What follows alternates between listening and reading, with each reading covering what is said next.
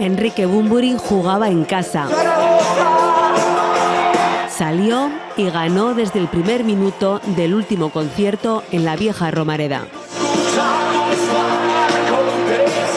Sus fans no lo escuchaban aquí desde hace 17 años cuando actuó con Héroes del Silencio.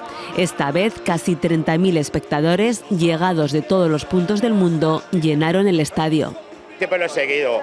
Aparte toda la movida que hubo en Zaragoza en los 90, 80 y nada, Bunbury no nos podíamos perder, era una oportunidad única y aparte aquí en la Romareda, ¿no? Como último evento así musical, o sea que genial. Vengo de Bilbao, me la ha regalado mi hermana y a mí me ha encantado Bunbury desde siempre, desde Héroes del Silencio y El Solitario me encanta. Muchísimas gracias. Y así Bunbury cerró la gira. Como él mismo dijo, un placer hacerlo en la ciudad inmortal, en un lugar que ya no va a ser el mismo.